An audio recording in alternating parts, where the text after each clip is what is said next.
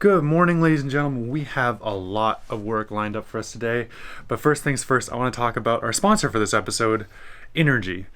Now, I hadn't heard of Inergy till just recently, which is a big shame actually, because they're really useful. Let me show you what I mean. This is the Inergy Kodiak. So I'm really excited about this because this little box, this 20-pound box, has basically all the same technology that I've been putting here on the boat, just a bit smaller. This is a 1.1 kilowatt battery bank, pure sine wave inverter, solar charge controller, USB ports, everything you need, all in a 20-pound box. It uses the same NMC lithium batteries that I've been using here on the boat. It's got the BMS already built into it. You don't have to worry about it or even think about it. You can just treat it like a 12-volt battery, and you can plug it straight into your camper van, RV, sailboat, or remote applications, because it is, and I'll show you what I mean, it is very much designed for remote applications. So let's get to unboxing this thing. All right, we've got the accessory box. Okay, so we got some high quality kind of computer wire connector. Looks like an extra shoulder strap for that portability we were talking about. Some protectors for your lug nuts. And this must be the charger. Yeah, so this is like a laptop charger, basically the same size. Laptops are using this kind of lithium battery technology too, so it makes a lot of sense that it's a laptop charger. All right, let's get to the good stuff. All right. Ah, it's not actually that heavy at all. It really is just 25. Whoa, this is really sturdy. Okay. From the pictures online, it looked like just thin sheet metal, but it is a lot thicker, a lot nicer, and a lot better built than it looked like online. Yeah, and it's just a one-button application. Power it on, and we're on. So we've got 4 USB plugs, 2 12-volt outlets, 6 15 amp or 20 amp AC outlets, and then 1 big 30 amp outlet back here. Now these are lithium batteries, lithium NMC batteries, so you are going to get that crazy high discharge rates that you do out of lithium technology, so you can actually run a 30 amp connector on here. At 1.1 kilowatts, it'll hold the charge for a pretty long time. So yeah, what is this thing? So you can run all of the regular stuff out of a camper van. I'm talking about fans, your lights, USB outlets, 12-volt connectors, and then charging laptops and a few other light electronics, no problem. You could run the electric accessories on a lot of gas-powered things, like if you're running a blower motor on a propane stove, that kind of thing. It can handle it. You wouldn't be able to run toasters and heavy stuff off of here reliably. It would probably burn out the battery pretty quick. But, you know, there it is. You can use it, and you can hook it up directly to your 12-volt battery through a switch, through a relay of your car. You could connect it to an AC outlet if you were bringing it home all the time and then unplugging it and dragging it out. So it has a short connector essentially, as you would have it in an RV or something. And what I really like about this is it's great for sailboats as well. This could run everything on a sailboat that you'd possibly need it to run, all in one box. So if you want to get into lithium technology, if you want to get all the benefits of that kind of technology, but you don't want A, the price, and B, the complications, one-stop shop. Not bad at all. Now, because it is one-stop shop, the price isn't like the most attractive thing on earth, but if you do the calculations, which I have, basically this comes out to only about 10% more than you'd spend if you were buying a new lead-acid combination. So that's a 1500 watt pure sine wave inverter. We're talking about 2 to 3 massive deep cycle lead-acid batteries comparatively. That's like 300 pounds of lead-acid or 20 pounds of lithium, you know? Big difference. And the solar charge controller is built right into it. Metering is built into it. USB outlets are built into it. Everything you need, and it's in a nice, tight, clean box. You do not need anything else. How brilliant is that? So in a few episodes, I'm going to keep talking about this thing and keep testing it and showing you what it's capable of. Of course, I've got a big electrical system here on the boat, so I'll be testing the portable capabilities of this thing and where I'm able to use it and where I'm able to just drag, drop it in, and boom, power. So yeah, the link for this is in the description. I highly suggest you go check it out. There's a little coupon code I've popped up here. Use that. Buying it through that coupon code and through this link really helps out the channel. So if that's something that interests you, go take a look, and if you're still on the fence, stay tuned because we're going to keep talking about it some more.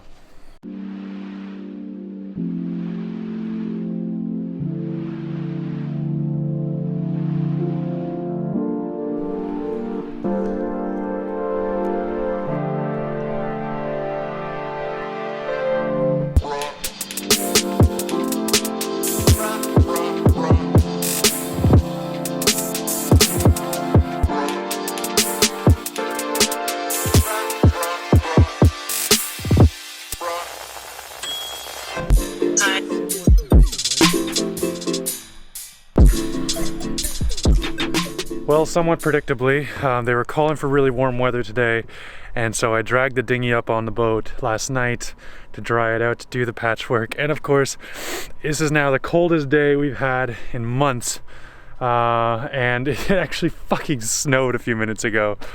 God, I hate this. I absolutely hate this. Gotta feel like the weather's conspiring against me here. Because it is sat at exactly like 3 degrees under fiberglassing temperatures for the last 3 months. Warm enough to do some work, but like just tantalizingly close to fiberglassing for ages, and it's driving me crazy. Like, I'm getting some stuff done, I'm being productive, but like I have these massive roadblocks in the way, and they are just fiberglass, and they're gonna sit there in the way for probably all year. Who knows? I don't know. Apparently here it goes from the winter weather of like under 10 degrees to over 30 degrees in like one day, and then it's summer, and then you have trouble with the epoxy setting instantly. I'm sure in a few months when I'm dealing with too hot of weather, I'll be relishing this cold weather I had, but yeah, right now it's very frustrating. We still got the dinghy done, and I've mixed it really hot, and hopefully it'll set properly, but we'll find out.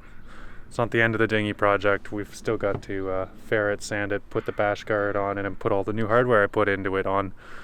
But at least I'm patching the holes. That's the first place to start. I'm gonna make some breakfast or something. I'm having a bit of a morning.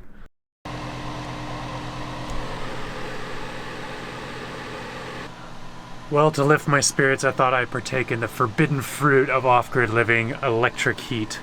But currently I'm making a lot more power from my 4 panels than I can possibly use right now. So I picked up this 1500 watt electric heater from Vern. He's got a few of them. And I just plugged it in, and we're gonna run it for maybe 30 minutes or 45 minutes and check up on the battery, see how that performs. I'm already making well over 2.5, 3 kilowatts. I actually don't know how much power I'm making because the batteries always get full after a day, even a rainy day. So hopefully, like, I could store about 5 kilowatts. So that means I can run this thing for like just under 4 hours on storage alone, with just the 2 batteries I have plugged in right now. We'll run it for half an hour. We'll see what it looks like, and we'll see how much power we can pull in today. It's a bit cloudy, not gonna be perfect, but I'm just cold and sick of using diesel. Electric is nice. Check out these numbers. Pulling in 1,000 watts right now. Not bad for 4 panels. Pretty exciting. This thing is still cold as a cucumber. I guess that's what happens when you have an inverter designed to put out over 4,000 watts. Doesn't really get excited for an electric heater. One of the cool things about that little Kodiak is the pure sine wave inverter on it is actually powerful enough to run that heater. Although I think I'd only be able to run it for half an hour before I depleted the battery. But still, electric heater off of that little battery pack. That's quite something. For an emergency, like if I was epoxying something and I needed it superheated, that's the way I'd do it. Yeah, super cool. Well, the dinghy's still drying. It's gonna take a while. But I rescued the old pink dink. Despite being abandoned more than 2 months ago on the beach, it's actually still in good shape. So I think the missing link there is me, destroyer of all things that once floated. Oh, hopefully I can break that bad luck streak and turn this dinghy into something good. But at least with the pink dink, I got some time. I can use it in the meantime to get to and from shore, and Champ can get into it. Unlike that surfboard, which is so tippy, I can barely get on it. And then, yeah, we'll be able to use it for the meantime, and I can finish doing all the work to the dinky, tender dink. All right, let's go into town. There's a guy here on the island who's got a water maker at a ridiculously good price. Normally I wouldn't be looking at a water maker right now, but given the price, it's kind of an opportunity I don't want to pass up, so let's go look at it. All right, buddy, don't tip it. Come on, let's go. Come on, let's go and be careful. That is the opposite of careful. What is wrong with you? Jesus. I just said be careful. What are you doing now? What is that? You are the silliest dog. What the hell? Okay, I'm in the dinghy. I'm in the dinghy with Champ. This is among one of the dumbest things I've ever done. Carry a camera and do all this. Because he is terrible on boats and dinghies. He loves to rock the boat like he's doing right now. Stop it. And now I have my camera with us. So wish me luck. I'm not going to film this because I'm probably going in anyway. I should just take the battery out now. You're sitting really funny, Champ. You can get out. Go on. Very, very graceful. Okay, well, 3 close calls, but I managed to get us in dry-ish. My pants are soaked, but otherwise, camera's still dry. That's all that matters. Let's go see this water maker.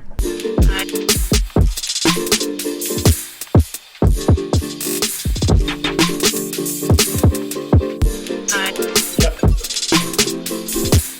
Well, here it is.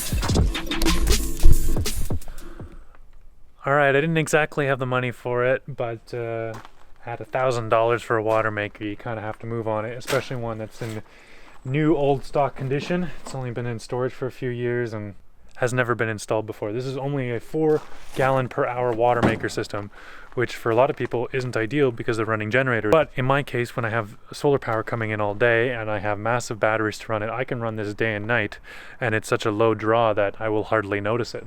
Good stuff, and now we've got some work installing it. I gotta clear up space in both my truck and my boat. My life is pretty messy right now. There